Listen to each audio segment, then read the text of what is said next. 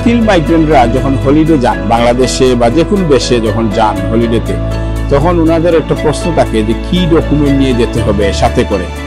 আসলে হলিডে যেতে গেলে কোনো ডকুমেন্ট নিয়ে যেতে হয় না, এটা between employer and employee issue.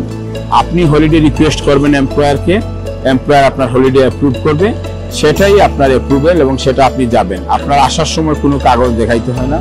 আসার সময় শুধু হোম অফিস জিজ্ঞেস করতে পারে বর্ডার অফিসার যে আপনি কিসে কাজ করেন, কোথায় কাজ করেন, কি কাজ করেন, এই 2-3টা কোয়েশ্চেন করতে পারে যদি তাদের সন্দেহ হয় এটা। আদারওয়াইজ কিছুই করে না, কিছু দেখাইতে হয় না। অনেকে ভাবেন হলিডে লেটার নিয়ে যেতে হয় এমপ্লয়ারের কাছ থেকে, সেটা লাগে না। বাট যদি আপনি নর্মালি একটা বছরে আপনি 28 দিনের জন্য হলিডে অ্যালাউড, আপনি যদি এর চেয়ে বেশি থাকেন 30 দিনের বেশি কোনো কারণে কম্প্রেশনের গ্রাউন্ডে, আপনার এমপ্লয়ারকে জানাবেন এবং সেক্ষেত্রে আপনার এমপ্লয়ার হোম অফিসে রিপোর্ট করতে হবে। স্পন্সর ম্যানেজমেন্ট সিস্টেমের মাধ্যমে লাইসেন্সে ঢুকে বলতে হবে যে কেন 30 ডেজের বেশি আপনি অ্যাবসেন্ট আছেন, সেটা শুধু রিপোর্ট করে, এটা হলো ওনার রিপোর্টিং ডিউটি।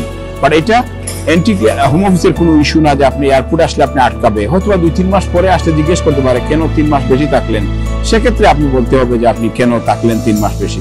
আদারওয়াইজ 2 সপ্তাহ 3 সপ্তাহের জন্য কেউ যান, কোনো লেটার দেখাইতে হয় না, আসার সময় কিছু জিজ্ঞেস করে না, বেসিক্যালি আপনার জব নিয়ে জিজ্ঞেস করতে পারে। এই প্রশ্নটা অনেকেরই থাকে যে ভাই কি কি ডকুমেন্ট দেখাবো, আমি কি হলিডে লেটার নিয়ে যাব কিনা।